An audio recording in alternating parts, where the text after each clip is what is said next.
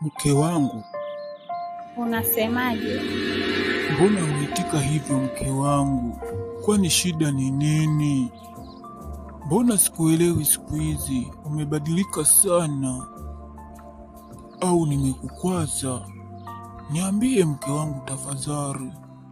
Haujanikwaza, niko sawa tu. Kwani unaonaje? Na unaniambia nimebadilika. Kwani nimebadilikaje? Niambie, umekuwa wa kijani, mweusi, mwekundu au wa blue? Mke wangu, kwa nini unanijibu hivyo? Umefikia hatua hiyo kweli? Mbona nimekujibu sawa tu, ulitaka nikujibuje? Niambia nimebadilika, hilo ndo jibu lako. Je, nimebadilika, nimekuwa wa blue, wa kijani au zambarau? Niambie, nimekuwaje? Sina maana hiyo mke wangu, namaanisha tabia yako imebadilika sana.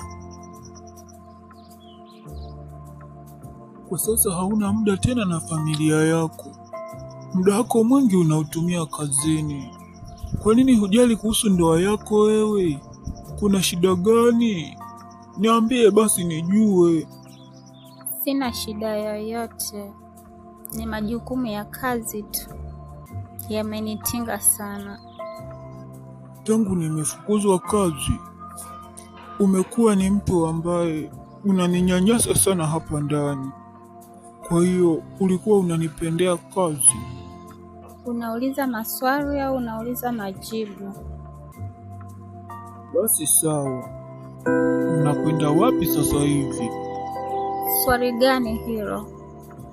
Nakuuliza, unajifanya mkaidi. Sawa, endelea na hiyo tabia. Samahani mume wangu, sitarudia tena, niwie radhi. I'm so sorry.